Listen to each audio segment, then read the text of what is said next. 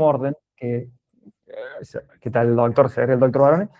Dos tribunales de la misma jerarquía se declaran, como ad hoc, se declaran incompetentes en relación a la acción de amparo presentada por este sujeto activo, es decir, esta persona que no encontraba respuesta. Bueno, en definitiva, la discusión se centraba sobre el domicilio real del accionante. ¿Qué pasó? Por supuesto que determinó el Tribunal Superior Común, esto es la Cámara Federal. ¿Qué dijo la Cámara? Básicamente, ahí tenemos el holding de las dos menciones que hizo. Debe adoptarse una solución rápida, eficaz y facilitadora del acceso a justicia, ¿sí? En función de lo señalado, corresponde declarar la competencia del Juzgado Federal número de Córdoba. En términos generales, ¿qué es lo que definió la Cámara Federal de Apelaciones? Tuvo en cuenta que, si bien el domicilio que figuraba en el DNI del amparista, del actor, en este caso era de Villa María, la planilla de consentimiento informado con relación a la clínica, la carta documento que había enviado y las constancias médicas que surgían de toda la prueba que había presentado el actor, determinaba que la atención que estaba viviendo, la atención realizada para este amparista, era en la ciudad de Córdoba, se producía en la ciudad de Córdoba. Entonces, en función del acceso a justicia, para hacer hincapié en este principio de celeridad, necesariamente este amparista determina o debía recibir una respuesta jurisdiccional, una respuesta de un tribunal de Córdoba, puntualmente por el principio de celeridad, ¿no? Entonces, en definitiva, vemos cómo en este fallo concreto, en este hecho, esta jurisprudencia, se toma o se absorbe este principio de celeridad que antes vimos de manera, o a través de la recepción legal de la misma, ¿sí? No sé si quedó alguna duda con relación a esto, si no, seguimos. Otra de las, digamos, manifestaciones que tiene este principio de celeridad está relacionada con las audiencias de conciliación, ¿sí? Que derivan de este principio propiamente dicho.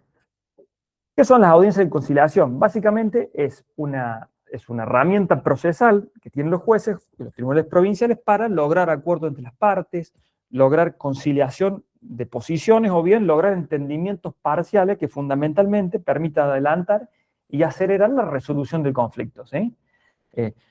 A los fines de hacer hincapié justamente en este principio que estamos viendo de celeridad, de rapidez, de urgencia, atento al derecho conculcado, este derecho constitucional, este derecho a la salud que está sufriendo un paciente en el caso concreto, los jueces pueden echar mano de la audiencia de conciliación, de esta herramienta procesal que les brinde el ordenamiento. ¿Para qué? Para que logren una urgencia, una respuesta oportuna, una respuesta jurisdiccional, ¿sí? Y vemos que con relación a las audiencias de conciliación, existen dos normativas que parecen a prima facie diferentes, ¿sí? Tenemos el Código Procesal Civil y Comercial de la provincia de Córdoba y tenemos el artículo 36 del Código Procesal Civil Federal. Fíjense, ahí están transcriptos los dos artículos, para no repetir me remito a ellos, pero lo que tenemos, seguramente ven o notan la diferencia, es que el artículo 58 a nivel provincial, con relación a las audiencias de oficio, determina que en cualquier estado de la causa los tribunales podrán decretar audiencias para aclarar puntos dudosos o procurar avenimientos de transacciones, ¿sí? Lo da como una facultad. Es decir, puede o no hacerlo el juez. En cambio, en el ámbito federal, la regulación es distinta, porque dice, aún sin requerimiento de parte, los jueces y fiscales deberán, ¿sí?, tomar la siguiente medida, entre ellas intentar una conciliación total o parcial del conflicto del incidente procesal.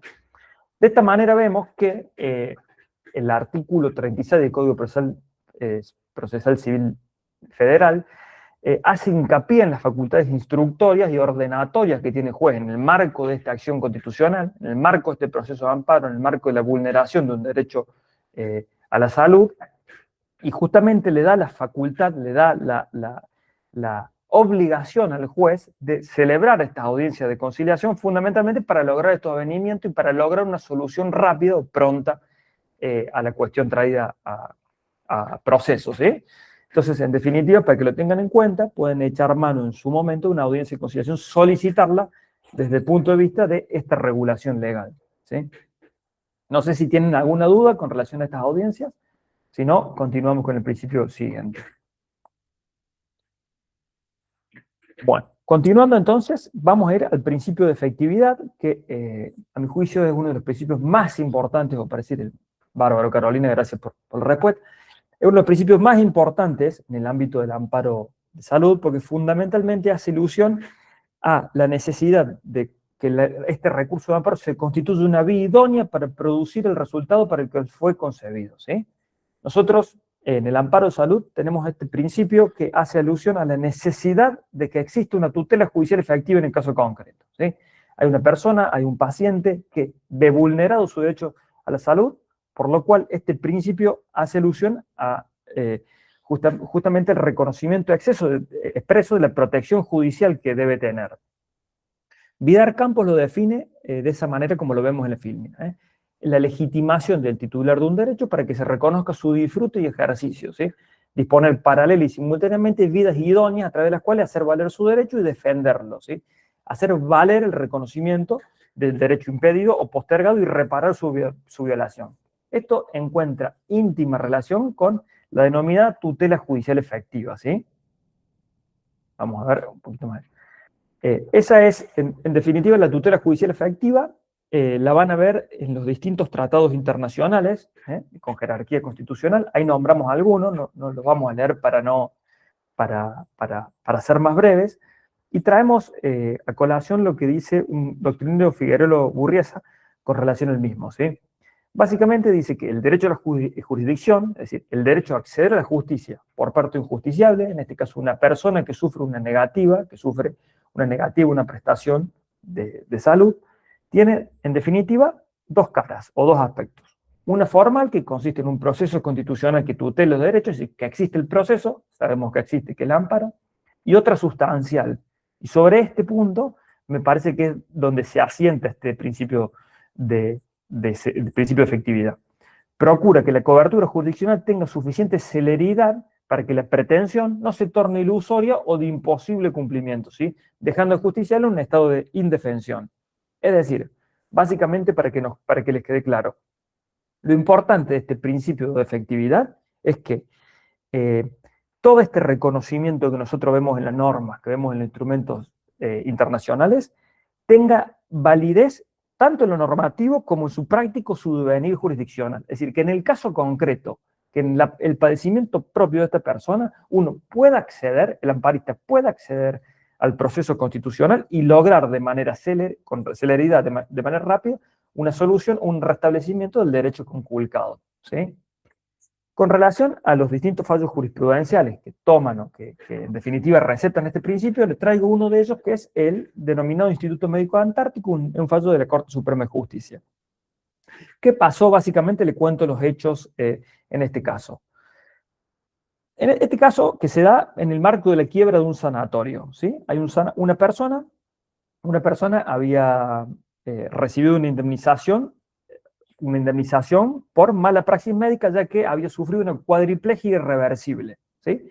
Una persona se había atendido en una clínica y sufrió una cuadriplegia irreversible. ¿Qué pasó? En definitiva, con este fallo de primera instancia, determinó una acción contra esta clínica para lograr que se le abone o que se pague esta indemnización que había sido reconocida judicialmente. ¿Qué pasó? Este sanatorio privado quebró, fue a quiebra, ¿sí? Fue fallido. Ante esto, el actor, que gozaba de un derecho, es decir, de esta sentencia que había determinado que gozaba del derecho a una reparación económica, encontraba con que el sujeto pasivo había quebrado.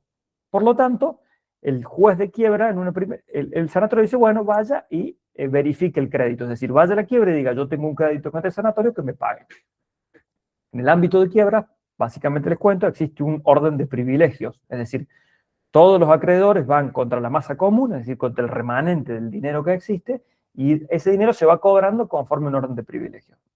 Claro, primero cobran los gastos de la quiebra, el síndico, etcétera, después cobra los créditos fiscales y después siguen otros créditos laborales. Ante esto, ¿qué pasó? Este amparista que había sufrido una cuadriplegia no podría cobrar su indemnización. En primera instancia y en Cámara, básicamente se declaró la inconstitucionalidad del régimen de privilegios, ¿sí? Este régimen de privilegios que está establecido legalmente, de alguna manera, cesa frente a la validez constitucional de este derecho a salud, a la validez de este amparista. Eso habían dicho en primera instancia y en segunda instancia. La Corte, por mayoría, declaró procedente el recurso y determinó lo que vemos en esta fílmina, ¿sí? Este es el holding de fallo. De los tratados internacionales que cuentan con jerarquía constitucional se desprende la existencia tanto de los derechos de toda persona a gozar de un nivel adecuado y disfrute más alto posible de salud, como de la correspondiente obligación del Estado de parte a adoptar las medidas que resulten, ¿sí? Debe atenderse primordialmente a la solución que resulte de mayor beneficio, ¿sí? Entonces, en términos concretos, vemos que hay una ley, hay una norma que determina cómo se va a cobrar ante una quiebra o ante una sociedad fallida. Bueno, en el caso de un amparista que sufre una conculcación de su derecho a la salud, vemos que toda esa ley, esa norma determinada, régimen de privilegios concursales, cesa o va a ser declarada inconstitucional en el caso concreto, atento a la importancia que tiene este derecho a salud, fundamentalmente en este caso el actor o el amparista, ¿sí? No sé si les ha quedado más o menos claro, ¿tienen alguna pregunta hasta ahora con relación a este principio? Gabriela me dice que no, no sé si hay alguna duda, o más o menos vamos, ¿sí?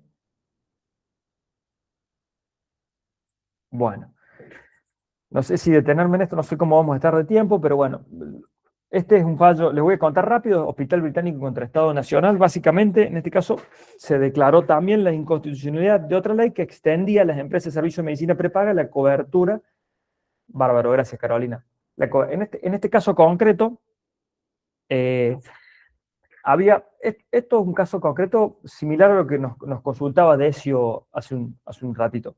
Una obra social, en este caso no era una obra social, sino una empresa de medicina prepaga, había celebrado, por supuesto, un contrato con el accionante, en el caso concreto. Tenía un contrato ante la solicitud de una prestación que puntualmente era una prestación relacionada a las vacunas de HIV. ¿Sí? En este momento, cuando se dio este fallo, no había obligación por parte de las empresas de medicina prepaga, conforme a las leyes que las regulan, que las vimos anteriormente, de brindar al asociado, en definitiva, a vender a su cliente las vacunas contra el HIV. Y esta persona solicitó que se le brinde la vacuna. La obra social, en definitiva, la empresa de medicina prepaga, negó la provisión de esa vacuna, determinando que había una lesión al derecho a igualdad y una lesión a la libertad contractual, atento que el primer contrato primigenio no determinaba la incorporación de esta prestación, que era una vacuna puntual.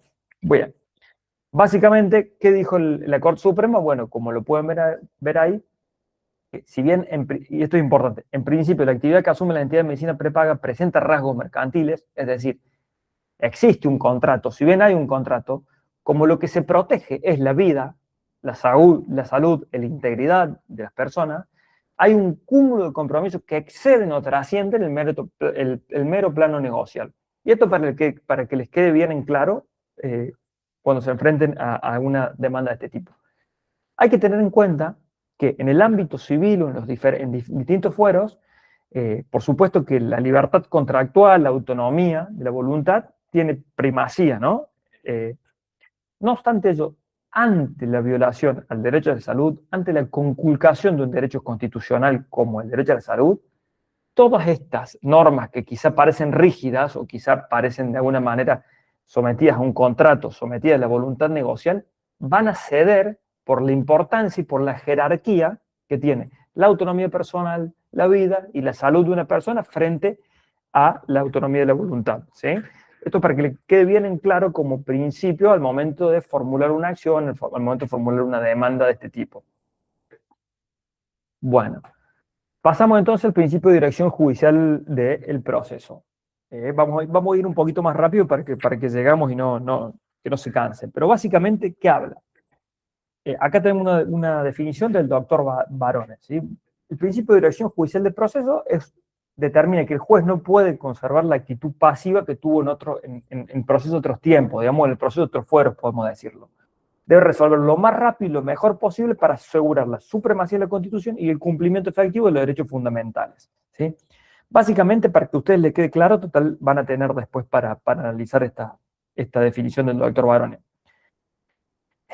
Básicamente lo que deben saber es que el juez, existe una posibilidad de delegar la tarea del juez constitucional, el poder deber de controlar razonablemente la actividad de las partes, promoviendo el avance y la consecución del proceso. Se debe promover que el proceso avance, que que logre el cumplimiento de sus fines propiamente dicho y básicamente de alguna manera lograr que se evite una conducta procesal que sea obstruccionista o que promueva, digamos, una consecución del fin de manera pronta y eficaz. ¿Sí? No constituir este proceso en un ritualismo, en un excesivo rigor que básicamente nos haga perder tiempo y nos lleve a que en definitiva el proceso no avance. Y para ello el juez constitucional, y acuérdense que el juez es un juez constitucional, que va a tener una función pública brindada por la Constitución que le permite o le da la facultad para que logre hacer avanzar el proceso, para que lo dirija, para que lleve a las partes, por supuesto, sin negar el rol que ocupan, es decir, las partes deben exponer los hechos, deben solicitar al juez sus pretensiones, pero fundamentalmente el juez tiene la obligación, como poder deber, y ustedes deben saber, en el caso de que sean actores, de que pueden echar mano de este principio procesal para que el proceso avance y logre el fin para el que está propuesto. Yo les voy a dar algunos ejemplos que surgen del derecho comparado para que vean cómo este principio está adoptado en el derecho comparado, ¿sí? Algunos de los ejemplos de las propuestas para que el impulso sea de oficio son, por ejemplo, que existe un plazo para analizar la admisibilidad de la demanda, que se fijen como plazo días y horas hábiles, es decir, no días como la actualidad, sino días y horas hábiles. Que los plazos sean improrrogables, es decir, que no pueden existir prórrogas, que existan notificaciones el día siguiente de la recepción de la resolución, y de alguna manera que llevar adelante las etapas procesales en el plazo fijado por la norma, ¿sí? Ustedes, quizá quienes tienen acceso al litigio diario, ven que muchas veces los plazos se van atrasando, se van lentificando, van cada vez más despacio. Bueno, este principio hace alusión fundamentalmente a esto, a lograr que el proceso avance. Y para ello, el juez tiene un poder deber que debe utilizar, y si no, ustedes, quizá como actores, como amparistas, pueden mencionar en su escrito, solicitarlo, y en base a este principio solicitar que el proceso llegue al fin para el cual ha sido determinado. Vamos a ver un solo fallo en relación a esto, que es el fallo Mosqueda, que habla de esto. En este caso era un actor de 74 años que solicitaba coberturas médicas kinesiológicas para tratar una enfermedad de hemiplegia derecha con secuela de ACV, ¿sí? Una persona mayor que sufría esto. ¿Qué pasa? Se rechazó la acción, o se presentó una acción de amparo para que la obra social cubra la prestación que se trataba, y se rechazó la acción porque había sido interpuesta de manera extemporánea respecto al plazo de 15 días establecido en el artículo 2. ¿Cuál es el plazo de 15 días en el artículo 2? Se lo voy a leer para que no... El artículo 2, inciso de la ley 16986, que es la ley de amparo federal, determina causal de inadmisibilidad o de rechazo indímine. Cuando la demanda no hubiera sido presentada dentro de los 15 días hábiles a partir de que el acto fue ejecutado o debió producirse. Entonces, imagínense este caso, ¿no? Una persona de 74 años solicitaba una cobertura médica kinesiológica porque había sufrido un ACV, sin embargo, había presentado su acción, atento a las circunstancias, después de los 15 días desde que habría conocido fundamentalmente su afección. Entonces, haciendo una lectura de ley rápida, una lectura literal, uno puede decir, bueno, se puede rechazar la demanda, ¿por qué? Porque no fue presentada dentro del plazo de 15 días. Sin embargo, fíjense qué dijo la Corte cuando dijo, no, este plazo de 15 días no es insalvable en la medida en que la acción sea una arbitraria o ilegalidad continuada, es decir, sin solución de continuidad originada tiempo antes de recurrir a la justicia, pero mantenida en el accionario y también en tiempo subsiguiente. Básicamente surge la doctrina o hace alusión a la doctrina de la ilegalidad continuada. Obviamente sabemos que muchas veces van a tener en su vida práctica, en su vida profesional, consultas de personas que vienen y ya ha transcurrido el plazo de 15 días desde que conocieron en definitiva la negativa de la obra social. Bueno, por las distintas circunstancias que se dan, las jurisprudencias contesten determinar que este plazo de 15 días sea totalmente o netamente restrictivo, ¿sí? Que sea totalmente restrictivo y en definitiva solamente se va a producir el rechazo in limine cuando sea evidentemente inadmisible, ¿sí? Así que recuerden este fallo en caso, cuando tengan una consulta de ese tipo. siempre haciendo alusión al principio de dirección judicial del proceso, ¿no? Así que bueno, no sé si tenemos alguna duda con relación a este principio, si no seguimos. ¿Estamos bien? Bueno, Carlos me dice que sí, Gabriela también, Agustina, bárbaro. Cualquier consulta lo vamos haciendo, vayan participando. Principio de valoración no patrimonial. Y acá vamos al principio que de alguna manera tiene que ver con la consulta que nos hizo Decio al principio del inicio de la clase, ¿no? ¿Qué pasa cuando hay una prestación que se solicita que es de alto costo? Y una prestación que implica una erogación de dinero muy grande para el obra social, para la empresa de medicina prepaga, para el hospital público. ¿Quién responde? ¿Hay alguna obligación de responder? Bueno, en este caso, nosotros vemos que la jurisprudencia, digamos, en el ámbito de la protección del derecho humano a la salud y a través de la acción de amparo, deja de lado un poco la interpretación meramente patrimonial de las negativas que nos va a dar el sujeto pasivo, que generalmente va a ser la negativa de la obra social de la empresa de medicina prepaga, y va a profundizar la operatividad del derecho a la salud, en el caso concreto, en su aspecto efectivo, tratando de dar una respuesta eficaz sin atenerse a la faz financiera o estrictamente económica que generalmente nos va a dar la obra social. ¿Sí? Ustedes van a tener consultas que va a decir en la cual la obra social seguramente, o la obra social de empresa municipal, no, es muy caro, es de alto costo, no lo puedo afrontar, ¿sí? En las distintas formas. Bueno, ante esto, ¿qué van a hacer? ¿O a qué pueden echar mano? Bueno, fundamentalmente vamos a recordar esta clase, vamos a ver estos fallos y vamos a decir, existe un derecho a la salud, que como ya vimos, surge de, entre otros, la vigencia de los tratados internacionales de derechos humanos con jerarquía constitucional que aparecen en el inciso, en el artículo 75, inciso 22. ¿Sí? Al respecto, les traigo dos de ellos, después los leen tranquilo, pero me interesa mucho que veamos la recepción normativa de esto porque lo van a poder utilizar para todo tipo de casos en que la excusa, de alguna manera, la negativa del sujeto pasivo traiga aparejada una cuestión de derecho, de una cuestión económica.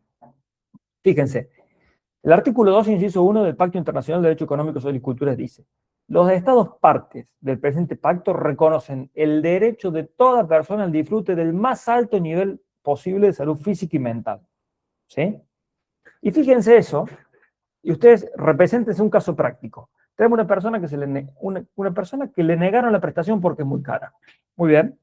Ustedes como auditores tienen que presentar o formular la demanda. ¿En base a qué derecho van a demandar a lo social? ¿En base a qué norma legal? Bueno, acá tenemos una norma de jerarquía constitucional que nos dice que toda persona de los estados partes, es decir, Argentina es un estado parte de esta convención, toda persona tiene el derecho al disfrute más alto de nivel posible de salud física y mental. Entonces, ustedes cuando formulen la demanda, cuando formulen la acción, van a tomar este artículo y van a demostrar en el caso concreto, a través de los distintos medios de prueba, ¿sí?, de qué manera su cliente, este paciente que sufre una afección al derecho de salud, tiene un derecho al nivel más alto posible y de qué manera, a través de la prestación que le es negada, va a poder lograr acceder a este derecho que le brinda o que está reconocido en el instrumento internacional. ¿Sí? No sé si me expliqué o no, si lo entienden esto, pero quizá con este caso concreto lo vemos mejor. Tenemos un derecho a salud vulnerado, tenemos un paciente que a ustedes les consulta y tenemos un tratado que dice que ese derecho existe. Bueno, en el caso concreto, cuando ustedes formulen la demanda a través de los distintos medios de prueba, testimoniales, prueba informativa, certificado médico del médico que atienda a su cliente, van a demostrarle al juez constitucional, ¿sí?, a quien le van a presentar la acción de amparo, justamente que hay violación al derecho a la salud y que a través de este instrumento internacional ustedes tienen, el Estado o el sujeto pasivo tiene derecho fundamentalmente a acceder a esta prestación. ¿Sí? No sé si está claro o no, si hasta acá vamos con relación a este principio. Bien. Cambiazo, bárbaro, gracias.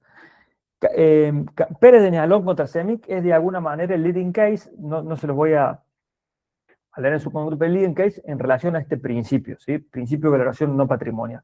¿Qué pasaba en este caso? Era un menor con parálisis cerebral severa, ¿sí?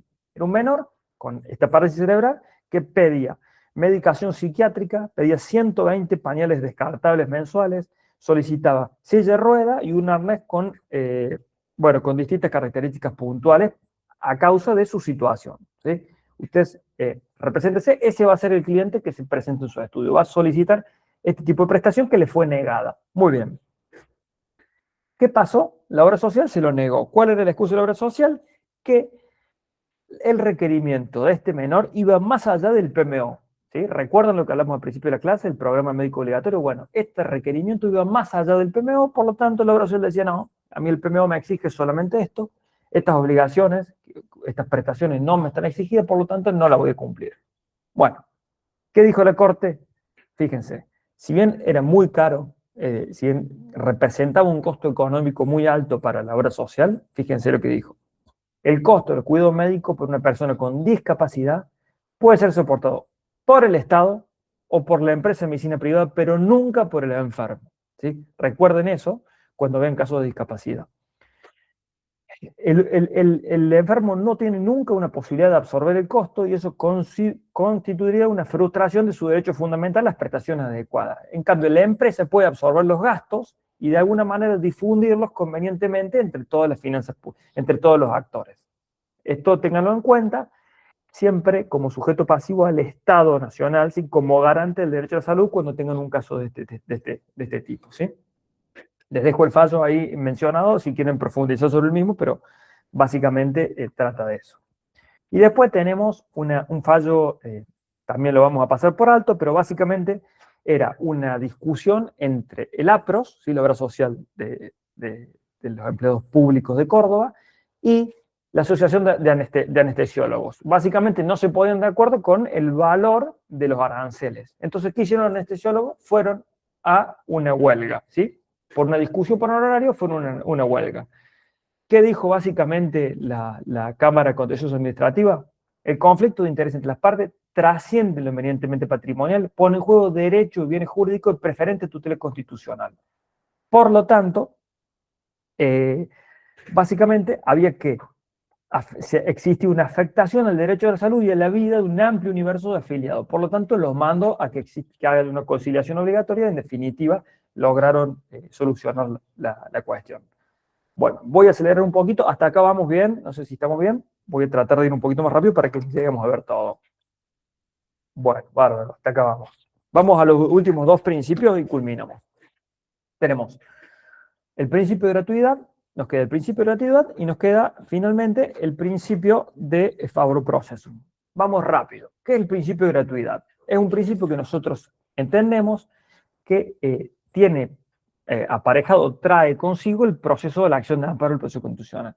Ahí vemos la definición de Gossaini que dice que básicamente va a permitir el acceso a la justicia para interponer pretensiones o oponerse, por ejemplo, a negativas de una obra social o una empresa de medicina prepaga. ¿Qué pasa? Hay las personas pueden tener obstáculos económicos para acceder a la jurisdicción, ¿sí? Entonces, estos obstáculos no pueden constituirse en barreras para que accedan a la justicia, ¿sí? Se debe garantizar el acceso a la justicia. Por supuesto, y más aún para una persona que sufre una vulneración del derecho a la salud.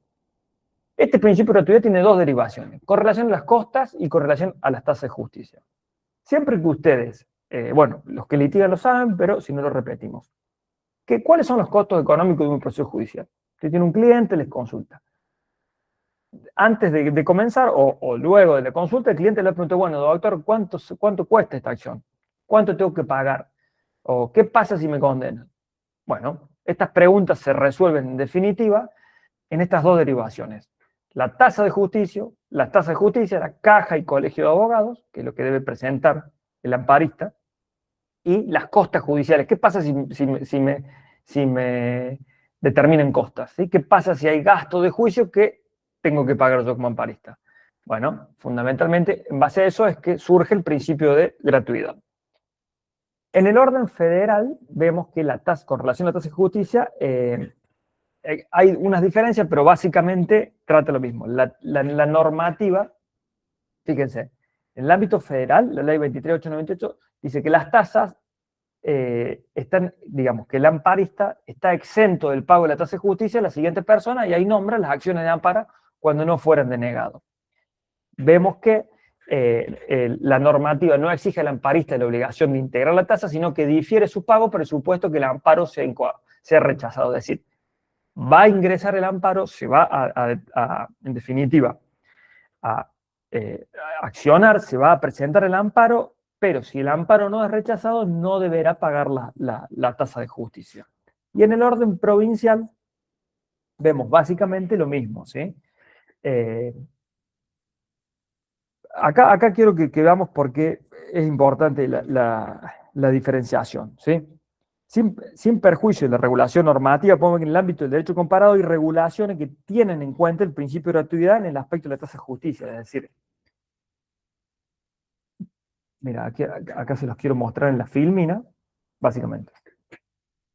El Código Procesal del artículo 5 de Perú determina, y acá vemos también legislación reglamentaria en Venezuela y legislación constitucional, que directamente ya lo tienen regulado al principio de gratuidad, ¿sí? Ya está regulado básicamente el principio de gratuidad. Es decir, siempre que se presente un amparo en atención al derecho constitucional vulnerado, no se pagan o no se abonan tasas de justicia. Eso es lo que dice el derecho comparado y nosotros creemos que sería importante que se tienda a eso, ¿sí? Con relación a un fallo que toma este principio de gratuidad en relación a la tasa de justicia, vemos el fallo Pastore contra PAMI, que es básicamente la solicitud de un beneficio de litigar sin gastos, ¿sí? En este caso era una persona de 78 años que era jubilado y que su haber provisional era su único ingreso, solamente cobraba jubilación, que básicamente solicitó un beneficio de litigar sin gastos. Dice que carecía de recursos incluso para tener una asistencia letrada de un abogado particular, ¿sí?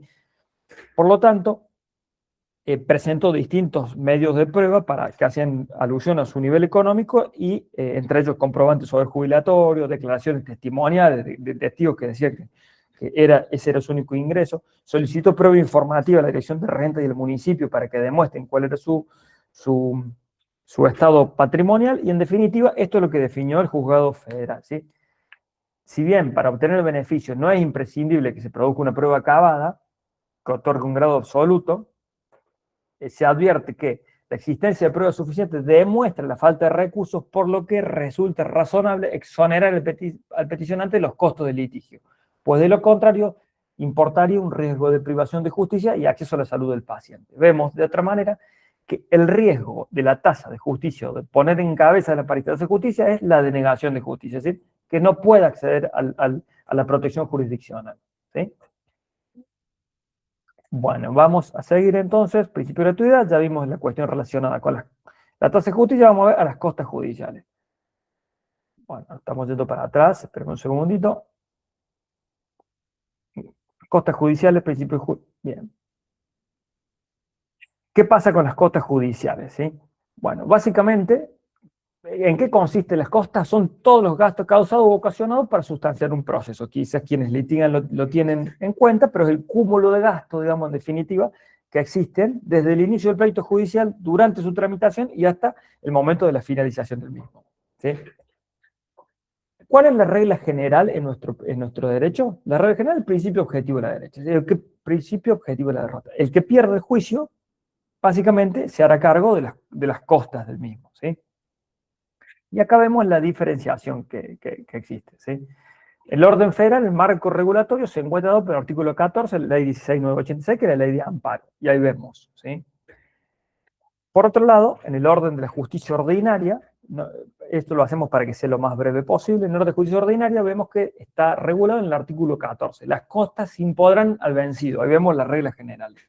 Sin embargo, no habrá condena en costas si antes del plazo fijado para la contestación del informe, es decir, lo que vendría a ser la contestación de demanda del sujeto pasivo, en este caso la obra social, la empresa de medicina prepaga, pueda observarse, acá vemos en definitiva, en conclusión, es la misma redacción, casi idéntica redacción. ¿Cuál es la excepción? Las costas por el orden causado. Las costas, para quienes no saben, las costas por orden causado es básicamente cada uno paga los gastos que en definitiva contribuyó a que existan en el litigio, ¿sí? Ahora bien, es importante ver que esta es la visión legal, pero también vamos a ver una visión jurisprudencial. En ese sentido, un compañero de nuestra investigación, el doctor García Fora, ha trabajado al respecto de las costas judiciales en el amparo de salud, pero básicamente dice que los distintos fallos jurisprudenciales nos enseñan, nos dan cuenta de que el juez puede eximir total o parcialmente de costas al contendiente vencido siempre que encuentre mérito para ello y expresamente se pronuncie al respecto en la sentencia. Es decir, si el caso ha sido muy complicado o si en definitiva existía algún derecho de difícil ponderación, como por ejemplo, le voy a dar algunos ejemplos que tenemos, pero la índole de la materia discutida, la complejidad hermenéutica, es decir, la difícil interpretación, que no está claro si el derecho lo tiene o no lo tiene, que el actor ante la respuesta inició el trámite pertinente, todo este tipo de cuestiones que son propiamente dichas o propiamente de hecho, pueden llevar a determinar un motivo para el que el juez haga ceder la regla general y el vencido no sea condenado en costas. ¿Sí? No sé si hasta acá vamos, pero básicamente la opinión doctrinaria que nosotros tenemos al respecto es que debe extenderse el principio de gratuidad en un alcance concreto de la parte actora y solamente debería pagar costas el amparista en derecho a la salud únicamente en el caso concreto en que el litigio sea manifiestamente improcedente y básicamente temeroso o con malicia, es decir, que haya iniciado una acción con malicia, con temeridad, solamente, digamos, de manera adrede, sin tener ningún derecho que lo respalde. Ante la duda, debería ser gratuito, es decir, no debe ser condenado en costas, esa es la opinión doctrinaria que tenemos nosotros al respecto. ¿Sí? Si hasta acá vamos, vamos al último principio, ya terminamos, si hay alguna preguntita. Bueno, Carolina me dice que estamos. ¿Cuál es el último principio? Con esto terminamos los principios procesales, más o menos en ámbito general lo que tenemos. Acuérdense, yo le voy a pasar los fallos y las filminas propiamente dichas. El último fallo que tenemos, el último principio, es el principio favor proceso, que básicamente el doctor Barón lo explica muy simple.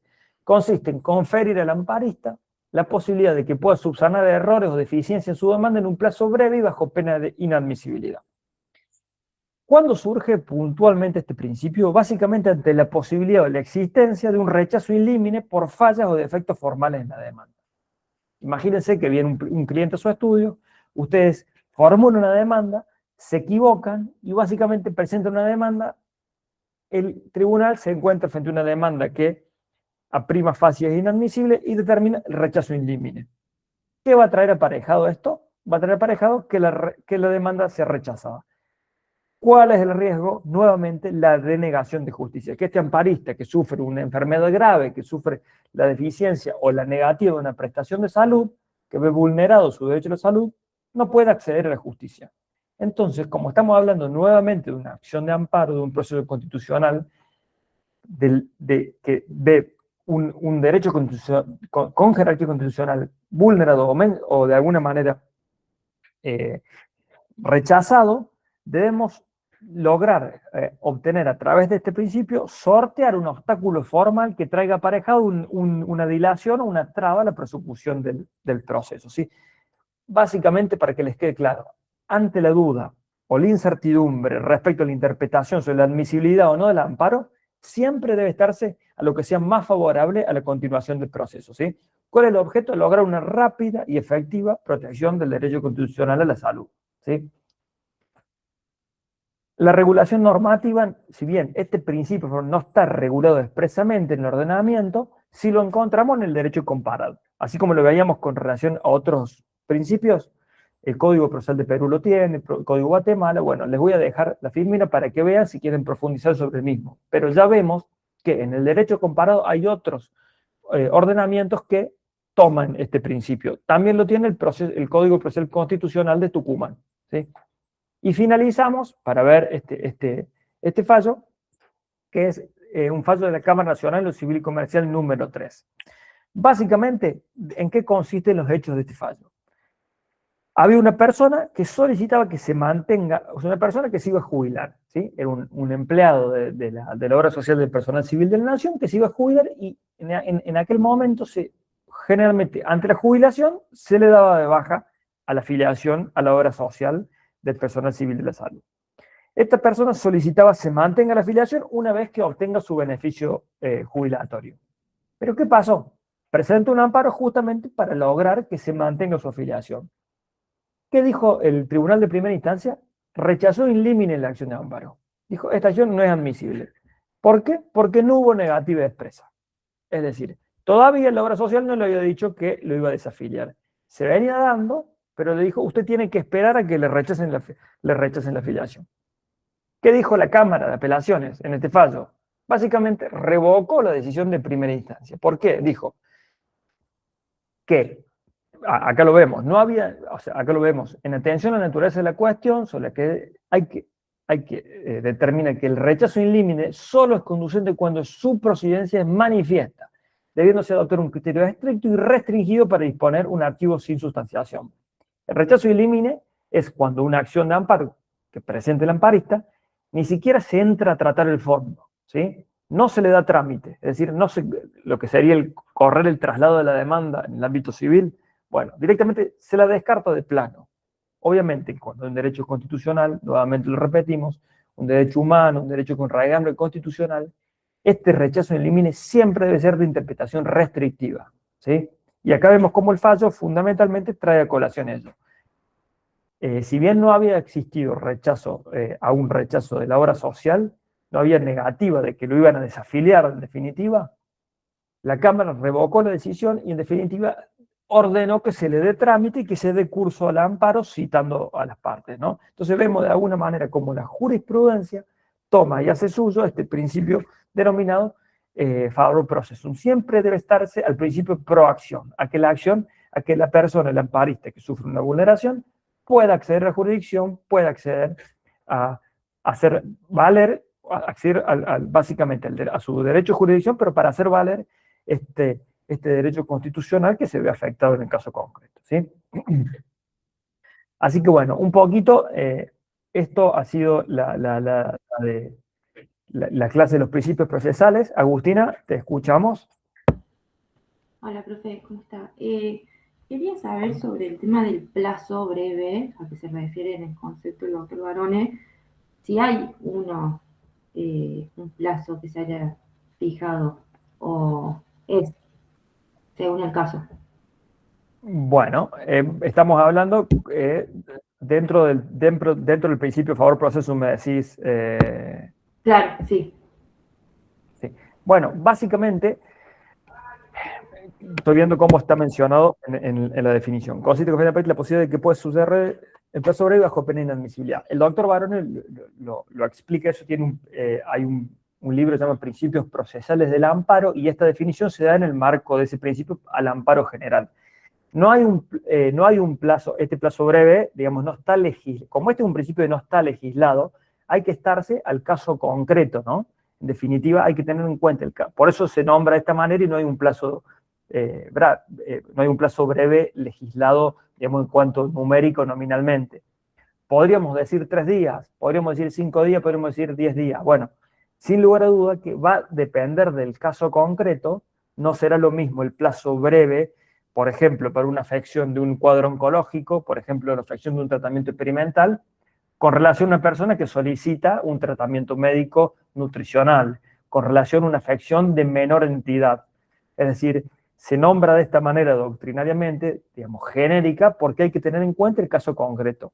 En definitiva, Agustina, en el momento de plantear el amparo hay que demostrar y llevar en la demanda al juez la prueba de el estado y la afección de salud que tiene esta persona, justamente para, en base a digamos, circunstancia de hecho, solicitar el plazo que uno estima conveniente. No sé si me explico o no. Sí, sí, totalmente claro. Muchas gracias. Está buenísimo, buenísimo. En términos generales se plantea, en términos generales, porque hay que estarse al caso concreto y este principio nos brinda la herramienta para que nosotros le mostremos al juez la rapidez o la celeridad con la que necesitamos que se provea la demanda. ¿Sí? No sé, Rosa también creo que había, o alguien más había solicitado alguna pregunta. Doctor. Sí. Sí, le voy a hacer una consulta puramente procesal. Con respecto a qué nos determina qué competencia federal o provincial, por ejemplo, se requiere, bueno, cierto medicamento, teniendo en cuenta la cobertura, por ejemplo, del alcance de la obra social, si es nacional, algo así sería. Sí, ya vamos a tener una unidad específica de eso con relación a la competencia en el amparo de salud, ¿sí? En el marco de este caso. Así que prefiero no meterme en eso, porque me voy a estar metiendo en una clase. Lo van a ver, hay una clase específica de competencia, pero en términos generales hay que determinar la competencia en base al sujeto pasivo, ¿sí? Perfecto. Entonces, Me estoy adelantando entonces. sí, no quiero meterme en competencia porque le voy a quitar, le vamos a quitar la clase a la competencia, ¿sí? La clase de competencia que van a ver, creo, con Victoria Sánchez. No sé si existe alguna Gracias, otra doctor. consulta. No, por favor, decio a vos. Gracias por la participación de todos. Y bueno, quedo a la...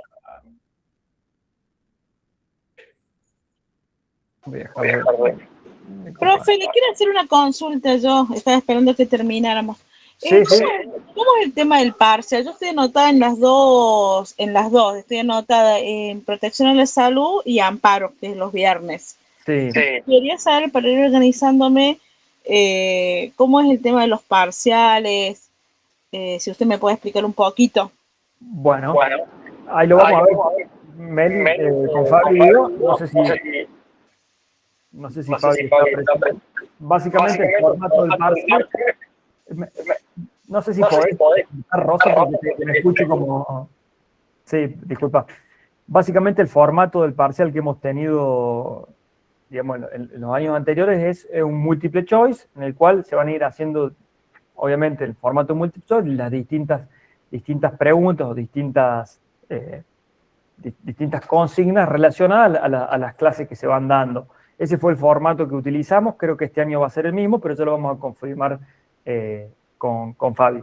Es básicamente un multiple choice. ¿Es de manera presencial o no, virtual no sería, no sé cómo sería? Presencial, sí, en formato presencial. Profe, disculpe, ¿puedo hacerle una consulta? Porque no he estado viendo en el aula virtual material. Entonces quería saber Sí, si van a subir más material ahí o dónde podemos consultar todo esto que estamos viendo también. sí. Ahí lo consultamos bien con Fabi, pero sí, básicamente vamos a adjuntar. ¿Qué tal, doctor? Ahí tengo la palabra del doctor Barone. Sí, bueno, ¿cómo anda, Nicolás? Hola. Te escuché un ratito, muy claro, muy interesante los casos prácticos, digamos, los fallos que utilizaste para ir explicando los distintos principios. Me pareció un muy buena método. Bueno, Con respecto al aula virtual, sí, vamos a ir subiendo paulatinamente el material correspondiente a la asignatura, pero muchos de estos temas ya están desarrollados, algunos de ellos, en los 2 libros de amparo de salud que hemos elaborado. O sea que también están en la biblioteca, están en el Colegio de Abogados y seguramente que en algún PDF por ahí también. O sea que más allá de eso, ¿no es cierto?, esa realidad bibliográfica, yo me comprometí a subirles los 2 capítulos, o mejor dicho, sí, los 2 capítulos, las 2 unidades, la 1 y 2, que lo voy a hacer en el transcurso de esta semana. Y bueno, y Nicolás también ya tiene desarrollado esto y lo va a subir también aquí en el aula virtual, al igual que la filmina. Yo también le subo las filminas en PDF. Y eso lo vamos a hacer en el transcurso de esta semana. Genial, muchísimas gracias. Bueno, si no hay más consultas, Nicolás, bueno, te felicito por la clase y muchísimas gracias, doctor. bueno, nos quedamos en contacto nosotros aquí junto con los otros docentes de la materia opcional y los liberamos a todos sin antes decirles que nos vemos la semana que viene en el mismo horario y que continúa con la exposición ¿quién? Ahí le Tengo confirmamos. aquí yo Sí, ahí le confirmamos en base al cronograma. al cronograma. Espérame un segundito, ya le decimos. La siguiente clase trata sobre cuestiones de competencia en materia de salud, el activismo judicial, y le va a dar la doctora Victoria Cisneros. ¿Sí? Muy bien. Bueno, o sea que nos estamos viendo el jueves que viene. El jueves ¿El jueves que viene? 23 de abril. Como así. verás, ando bastante a full, con lo cual no que Doctor, pensar bien que estoy. Doctor Barone, una consulta.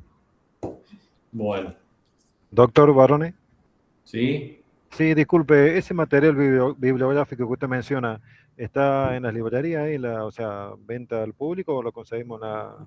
Sí, sí, sí. A los dos libros de Amparo de Salud los encuentra en la librería y también los puede comprar ebook, Perfecto. que se Bueno, supone, según me prometió el que tiene la editorial, es sustancialmente más barato que en papel. Pero bueno, no sé, no lo he chequeado efectivamente a esas circunstancias. Pero bueno, gracias, doctor.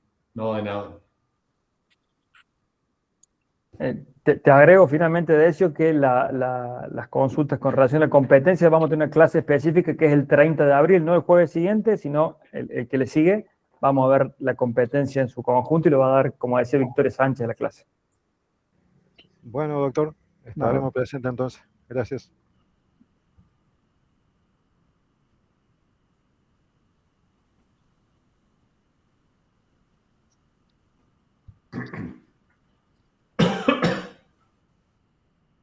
¿Quiénes están del grupo docente conectados ahora? Somos pocos. ¿Los quiere despedir a los A alumnos Carolina. y después Buenas noches. resto? Hola Carolina. ¿Cómo andan? Bueno, ¿Todo bien? le agradecemos y nos estamos viendo el jueves que viene. Muchas gracias, que tengan buena noche, hasta luego. Muy Chao, buena la adiós. clase, doctor. Buenas noches. Gracias, Decio. Hasta luego, buenas noches.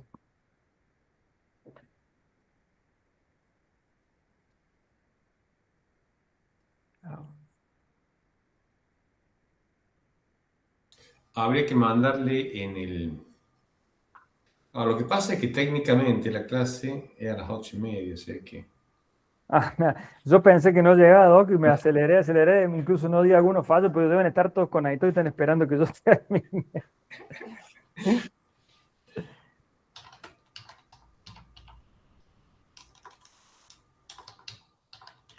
Ahí le estoy avisando por el grupo a Nati que ya estamos conectados, que pidió que le hagamos saber cuando termine la clase. Dale, buenísimo, Carlos. Vale. Excelente. Patricia Sánchez Ellis no se va a poder conectar, está teniendo un inconveniente. Ahí se conectó Natalia. Habría que mandarle mensajito. Hola Natalia. Hola, Nati. Hola, ¿cómo andan? Habría que mandarle mensajito a Ahí le mandamos a Vicky. ¿Por qué no me aparece?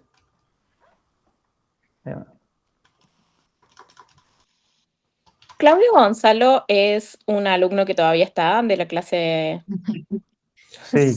Un alumno que está súper prestando atención, Nico, quiero decirte. Sí. Es un Te quedó alumno tan que compenetrado en el tema. Bueno, ¿qué le vamos a hacer? Fue muy bueno. Cuando se dé cuenta. Ahí va a estar, va a ser divertido. Bueno, y acá. ahí le lo pongo en mando el Victoria grupo de Cisneros WhatsApp.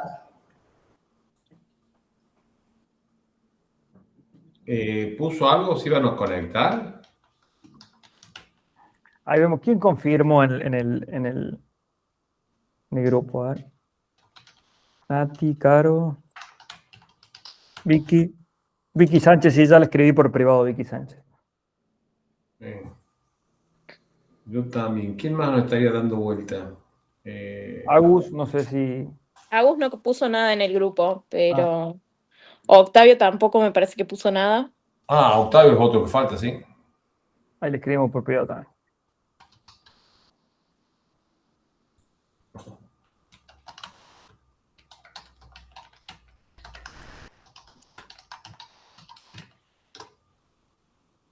Y también tiene que estar Agustín. Sí. Agus no confirmó en el grupo, ¿no? No. Pero tampoco dijo no puedo. Claro, no dijo nada. Nos tiene que haber puesto un archivado, ¿eh? Sí o sí estamos en ese grupo.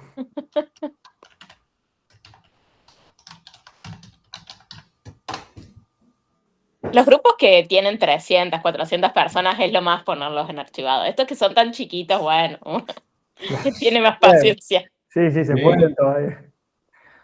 No es un grupo no es molesto, es lo justo e indispensable. Ahora Así se nos como fue para Nico, o organizarse. sea, en vez de sumar gente.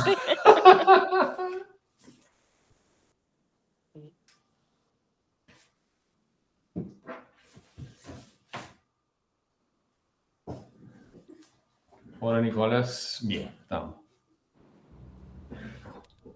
No. Bueno, acá.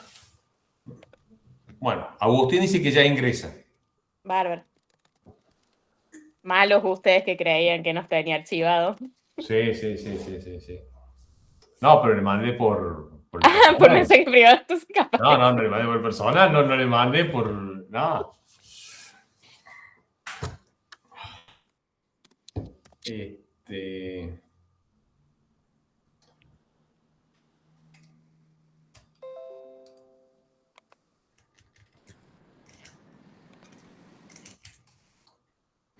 No, esencialmente lo que me preocupa es que Antes, Doc, recordemos Sí. que está, que no nos está escuchando evidentemente, pero que está Claudio en el grupo por si hablamos algo del opcional. Y ¿No además se está lo puede grabando. sacar? ¿No además se lo está puede grabando. sacar? Sí, lo que pasa es que si lo quitas del grupo, él no puede entrar con la misma cuenta. A ver si yo entro. Si No, tengo pues hay que la- empezar a desgrabar esto. Sí, por eso, Doc. Cortar la grabación. ¿No Sí, lo puedo o sea, se hacer? debe haber grabado todo esto de No, hermoso. hermoso todo lo que hablamos. A ver. ¿Y Fabi no está conectada? Sí, está conectada Fabi. También nos muteó Fabi. A ver. Yo en teoría tengo permisos, no he probado. Me voy a desconectar de acá porque estoy con el celu y me conecto en la compu. Estoy preguntando. Desactivar cámara, ¿no? Yo ingresé recién. ¿Quieren que pase un link y nos conectamos en otro lado? Me parece que va a convenir. No, ya Fabi está. Ahí está. Quieren que, o sea, ya lo puse en el otro grupo que se desconecte, en el grupo de WhatsApp de los alumnos, pero me parece que está desconectado de todo. Dejó el Meet abierto. Ahí les paso un nuevo Cortar enlace. la grabación, Fabi. La grabación queda porque la puse en automático para que quede para las otras, o sea, para todo el semestre. Después yo corto los videos. No los puedo cortar solo. No, pero no vamos a grabar todo lo que vamos a hablar ahora, ¿no? No, pero por eso vamos a pasar a otro grupo. Hacer otro grupo, ¿quién lo hace? otro link. Lo hago yo, ahí lo armo, Fabi, despreocúpate. Dale. Ahí lo armo yo y lo paso al grupo de la De opción. opción. Bárbaro. ¿Listo? Dale.